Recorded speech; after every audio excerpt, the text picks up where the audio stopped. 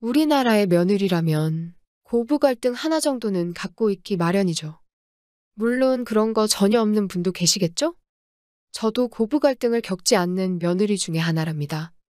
참 좋은 시댁에 시집 와서 어느덧 10년이라는 시간이 흘렀어요. 저희 시댁은요, 과장 조금 보태서 1분이면 도착합니다. 무슨 소리냐면요, 같은 아파트 단지 내에 살고 있거든요. 여기는 남편이 어릴 때부터 살던 아파트예요. 시부모님께서 저희의 신혼집을 여기로 마련해 주셨습니다. 저더러 몸만 가지고 오라고 하시던 분들이에요. 드라마 시나리오였다면 빈털터리 며느리를 구박하고 멸시하는 그런 스토리가 됐겠죠?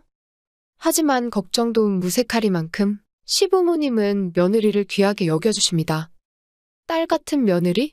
저희 시부모님은 그 얘기 들으시면 코웃음 치세요.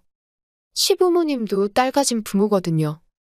그래서인지 며느리와 시부모는 어려운 관계이고 며느리가 시부모한테 잘하는 건 당연히 고마워해야 할 일이라고 생각하십니다. 그렇기에 저는 시부모님과 같은 아파트 단지 내에 살아도 불편함이 없어요. 가장 큰 행사인 명절을 예로 들면 며느리들이 일을 안 할 수는 없죠. 저도 시댁 가서 하루 종일 일합니다. 근데 마지막에 꼭 시부모님께서 챙겨주시는 게 있어요. 바로 며느리들만 받는 용돈 봉투입니다. 아들들한테는 손가락 하나도 대지 못하게 하세요. 며느리로서 시댁의 행사에 손을 놀릴 수는 없으니 일은 하지만 그것도 당연히 고마워해야 할 일이기에 성의 표시를 하는 거라 말씀하세요. 쪼잔하게 10,000원, 20,000원 주시는 게 아니에요. 무려 각각 70만 원씩 주십니다. 2일 일하고 70만 원. 이런 일자리가 어딨어요? 가 시집 왔을 때는 50만 원이었는데 물가가 올랐다며 조금씩 올려주신 거예요. 그래서 작년에는 70만 원을 받았네요. 어버이날이나 신정, 크리스마스 같은 날에 인사드리러 가면 기본 2, 30만 원이에요. 여유가 있으셔서 그런지 베푸는 것도 산타 할아버지 같아요. 그리고 아주버님네도 마찬가지예요. 같은 단지 내에 다 모여 살아요. 막내인 신우는 아직 결혼의 뜻이 없어요. 말은 안 하지만 비혼으로 마음을 굳힌 것 같더라고요. 시부모님께서는 그런 신우의 뜻을 존중해 주셔서 결혼에 대한 얘기는 일절 안 하십니다. 그럴 필요도 없는 게 저희 남편 형제들 중에서 가장 똑부러진 게 신우거든요. 이렇게 좋은 시댁인데 시댁과 관련된 답답한 일이 생긴 게 의아할 정도네요. 시댁과 관련된 건 맞지만 어떻게 보면 시댁과 무관한 일이라고 생각할 수도 있겠네요. 바로 저와 동지이자 같은 입장인 형님 때문입니다. 저희는 딸 하나, 아주버님네는 딸 하나, 아들 하나가 있어요.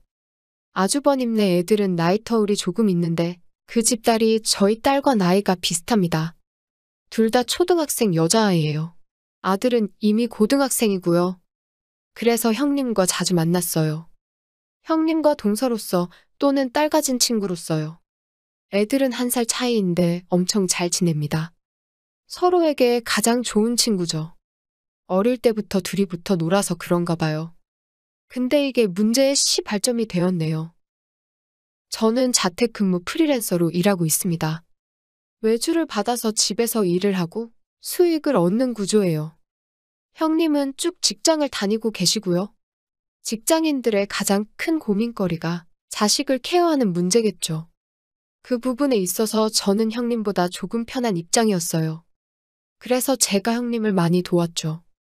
손이 많이 필요한 아기 시절에는 각자 케어하는 입장이었고 애들이 부모의 손을 덜 필요로 하는 시기부터는 제가 형님을 돕는 입장이었어요. 종종 저희 집에서 둘이 논다던가 형님이 늦어지는 날에는 저녁을 챙긴다던가 하는 식으로요. 이게 제 입장에서도 이득이었던 게 저희는 외동이잖아요. 딸이 집에만 있으면 심심해하고 휴대폰만 만지는데 언니가 있으면 둘이 너무 잘 놀아요.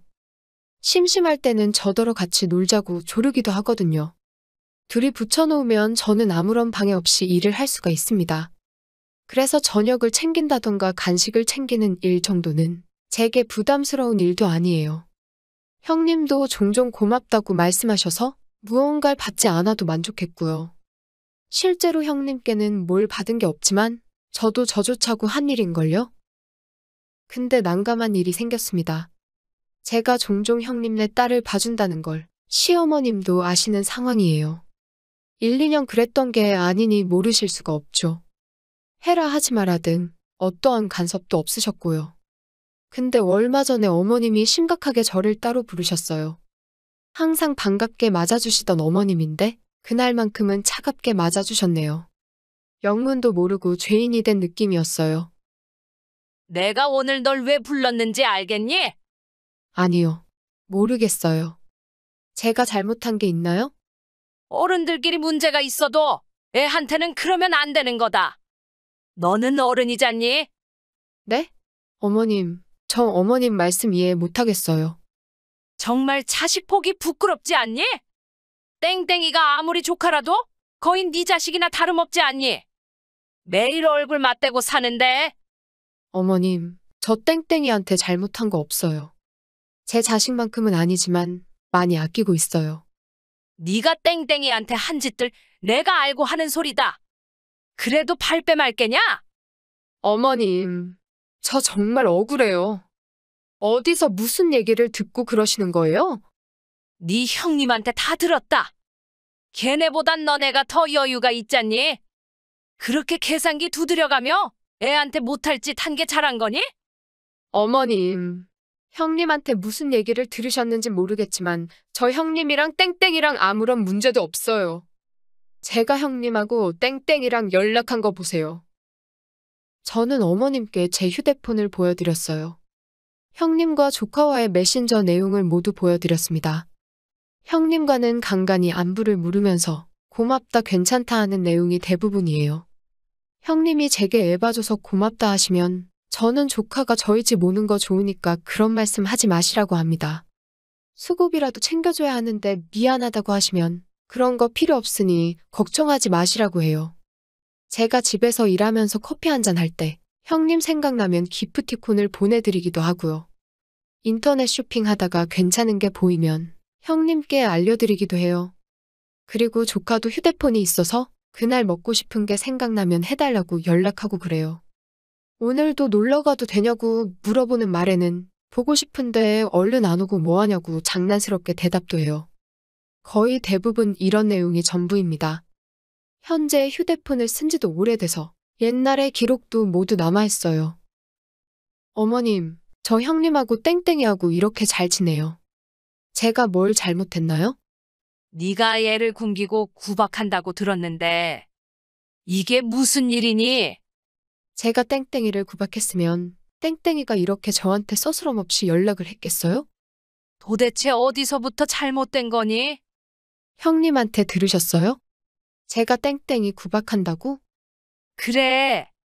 지금까지 애 봐준 건 고마운데 보답을 못했다고. 그래서 네가 서운한 마음에 몹쓸 짓을 했다고 들었다.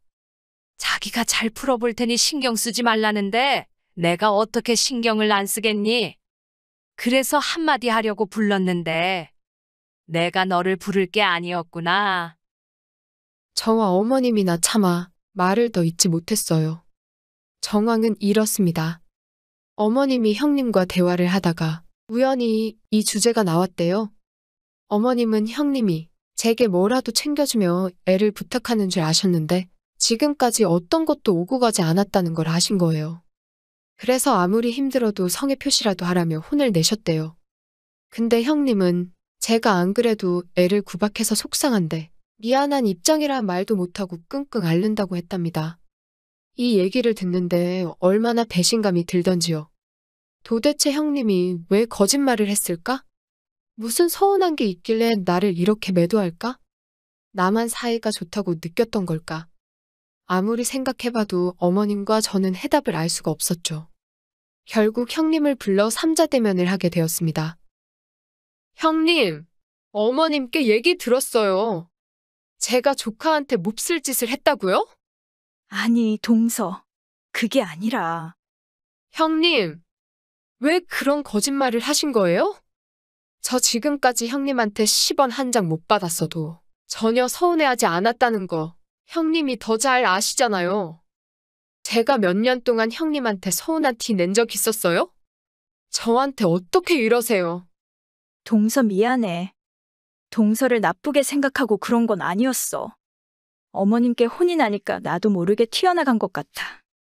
항상 동서한테 고맙고 미안한 마음뿐인데 어머님께 혼까지 나니까 서러웠어. 그래서 내가 실수했어. 정말 미안해. 이런 상황에서 제가 무슨 말을 할 수가 있을까요? 형님은 연신 미안하다고 하시고, 어머님은 차마 못 보시겠는지 고개를 돌리고 한숨만 쉬시고, 저는 잘못한 게 없는데도 가시방석에 앉은 느낌이었어요. 형님은 그 순간을 모면하고자 거짓말을 한 거겠죠? 그동안 형님이 저를 미워했다고 생각하지는 않아요. 하지만 자신의 신변에 문제가 생겼을 때 저에게 그 문제를 떠넘길 사람은 되겠죠. 그날 결국 온 가족이 모여서 얘기를 했습니다. 시부모님이 저희보다 많이 화를 내셔서 저희는 몇 마디 꺼내지도 못했어요. 저와 남편은 살짝 얼이 나간 상태였달까요. 형님은 결국 눈물까지 보이며 사과를 하셨어요. 형님의 사과가 진심이 아니라고 생각되지는 않지만 차마 형님 얼굴을 보기가 힘들었네요. 제가 마음의 그릇이 그렇게 크지 않은 탓일지, 그런 저희의 마음을 눈치채셨는지 아버님께서 결론을 내주셨어요. 보통 사소한 일에는 간섭을 안 하시는데 일이 커졌을 때는 중재를 해주십니다. 일단 몇 년 동안 제게 애를 부탁한 만큼 보상을 해주라고 하셨어요. 아무리 가족이어도 도움을 받았으면 성의 표시를 하는 게 예의라고요. 그리고 형님에게 당분간은 저희 집에 애를 보내지 말라고 하시네요. 제게는 시간이 지나고 어느 정도 마음이 누그러지면 그때 가서 저 하고 싶은 대로 하라고 하셨어요. 그 일이 있고 얼마 지나지 않아서 아주버님께 사과와 함께 300만 원을 받았습니다. 아주버님께서는 그동안 재수 씨가 고생한 것에 비해서는 택도 없지만 살면서 조금씩 갖겠다 하시네요. 이걸로 남편이랑 여행이라도 다녀오라고요. 형님이 직장 생활은 하시지만 친정에 매달 생활비를 보내는 걸로 알고 있어요. 사실상 아주버님 외벌이인 셈인데 평범한 직장인이 갑자기 무슨 수로 큰 돈을 만들겠어요? 저는 이것도 아주버님이 노력하셨다는 걸 알아요. 그래서 결코 적다고 느끼지 않았습니다. 그리고 형님도 계속해서 사과를 하셨는데 거짓이 아닌 진심처럼 느껴졌네요. 저는 속이 시원하면서 한편으로 마음이 불편한 게요. 괜한 어른들 싸움에 애들만 피해보는 느낌이 들었거든요. 애들이 워낙 죽고 못 사는 사이라 억지로 갈라놓는 게 마음이 너무 불편한 거예요. 저도 조카가 저희 집에 와서 좋았던 점이 분명히 있었으니까요. 그래서 조언을 구하고 싶습니다. 저도 아주버님과 형님이 저렇게까지 하시는데 조카를 보지 않겠다고 고집을 부릴 생각은 없습니다. 다시 예전처럼 돌아가고 싶은 마음도 있고요. 당분간은 조카와 거리를 둘 예정인데 시간이 어느 정도 지나면 다시 예전처럼 돌아가도 괜찮을까요? 물론 다시 조카를 보게 된다면 그때는 형님과 시간 보상 등등 확실히 정하고 넘어갈 예정입니다. 남들처럼 받을 생각은 없지만 진작에 최소한의 성의 표시는 받았어야 했던 것 같아요. 저희 집에 애를 보내는 걸 형님이 당연하게 생각하시지 않도록요. 남편은 제가 하고 싶은 대로 하라고 하네요. 이런 조건들 하에 조카를 봐주는 건 괜찮겠죠?